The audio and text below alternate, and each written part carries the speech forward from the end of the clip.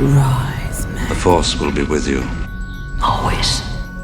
Hello everyone, welcome back to my channel. I'm Star Wars Meg, that woman who brings you daily Star Wars news and all of your Mandalorian Season 2 updates.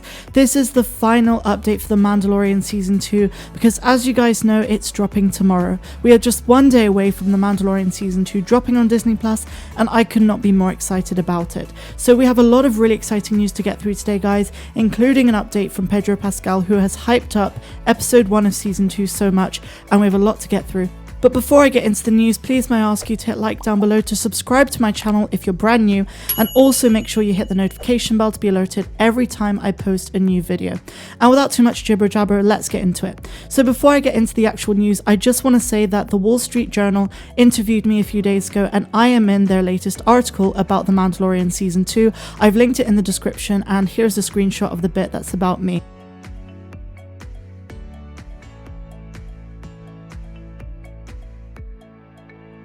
So that's really cool, and once again guys, thank you so much for helping me reach 10,000 subscribers. So let's get into our first news article. Alright, so our first one talks about Sabine Wren and how she could potentially influence Mando in Season 2. The title states, The Mandalorian Season 2 Theory, Rebels Easter egg confirms Mando abandons his helmet. It's heavily rumoured that Sabine Wren, another Mandalorian, may appear in Season 2 of Mando. It's rumoured that she'll be played by Sasha Banks. As opposed to most Mandalorians, Sabine Wren didn't conform to the rules of the Creed and is usually seen without the signature helmet. Moreover, she has become a frequent ally of Ahsoka Tano, making it very likely that the pair are set to make their live-action debut in The Mandalorian's second season. Although lead star Pedro Pascal briefly showed his face in the first season, some viewers are convinced his fateful meeting with Sabine Wren could eventually convince him to abandon his sacred Mandalorian helmet. These rumours have led to some amusing speculation online, as fans predicted Mando's eventual decision to part from his iconic helmet. Now, I have heard this one multiple times online that Djarin will eventually abandon his helmet in The Mandalorian, but personally I can't see any logic behind this. Yes, Sabine Wren was not a conventional Mandalorian, and she did get told off multiple times by her mother Ursa in Rebels, but that doesn't mean that it will influence Mando to do exactly the same thing. But you guys let me know what you think of this theory down below. So now let's get into the Pedro Pascal news and what he's been saying.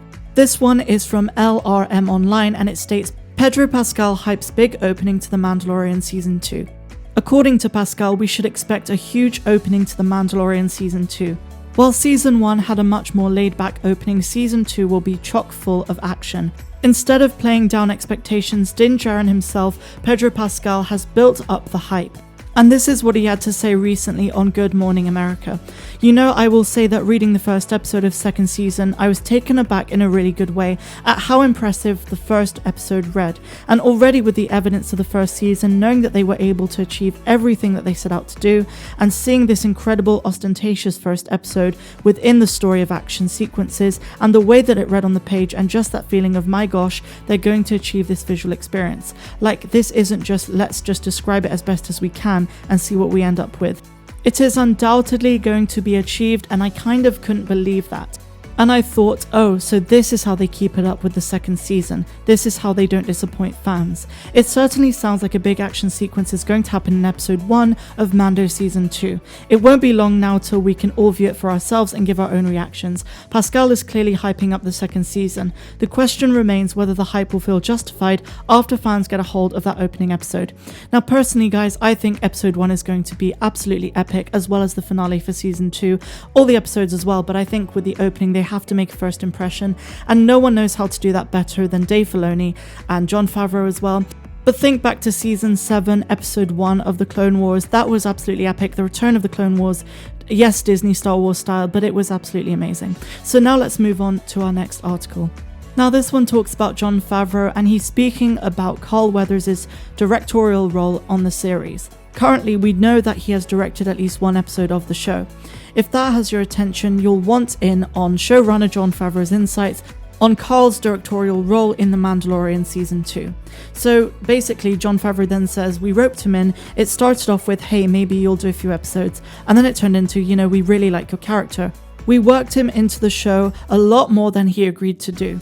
And now in season 2 he'll be directing for us.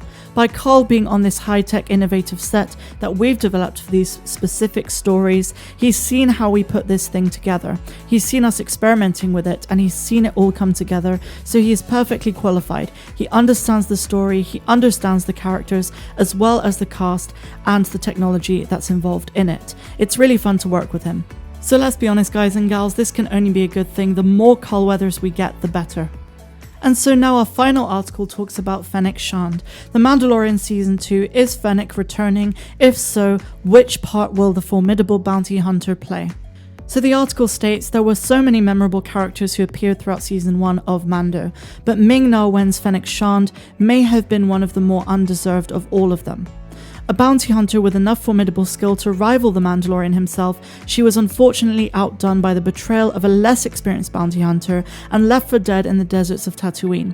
Left for dead isn't the same as killed, however, and a post-credit scene for the episode reveals that she might not be as dead as the Mandalorian may have assumed. That post-credit scene is one of the bigger unanswered questions from the Mandalorian. In it, we see an unidentified person walking across the desert floor to where Fennec Shand lays dying before the screen cuts to black. All that's seen of this person are their boots and the edge of a cape. Most fans theorize that those boots belong to Moff Gideon, but some fans think it might be Boba Fett or even another bounty hunter we haven't seen yet. If it's the former, then Fennec Shand is likely in serious debt to Moff Gideon, which spells trouble for the Mandalorian. Given Moff Gideon's impressive resources, it wouldn't take much for him to nurse Shand back to health before hiring her to track down the Mandalorian and retrieve the child. Given that the Mandalorian was the one who tracked Shand down and tied her up, leaving her vulnerable for the kill, she's certainly got her own grudge against him. Being paid to track him down is surely only a bonus. If the caped figure turns out to be Boba Fett, however, then it's anyone's guess as to what Fennec, or for that matter Boba Fett, may do next. Boba Fett is a true wildcard for Season 2. As bounty hunter, his motivations lie entirely in the hands of whoever is paying him the most, much like Fennec Shand herself, and with the Empire fallen, Fett's main source of income has dried up. It's not impossible that he would offer his services to Gideon, however, and if both Fett and Shand are gunning for the Mandalorian, he's in a lot more trouble than he bargained for in the first place. So there you go guys, that terminates the final Mandalorian Season 2 update. And just for the record, I've been doing this every day, sometimes even up to 4 times a day since the beginning of July, I believe. So this is the final one, and you know, it's kind of sad to say goodbye to this kind of series, but there's so much more to come on my channel, including full episode breakdowns from tomorrow as soon as I've seen it. And as soon as I've reflected on it, I will be giving you a full breakdown, but don't worry, there'll be huge spoiler disclaimers at the beginning. I'm super hyped, and I'm sure you guys are too. We can talk about the season when it comes out, but until then, my friends, I will see you next time. I'm Star Wars Meg, and I'm wishing you a phenomenal rest of the day, no matter where you are in the galaxy. Have a good one.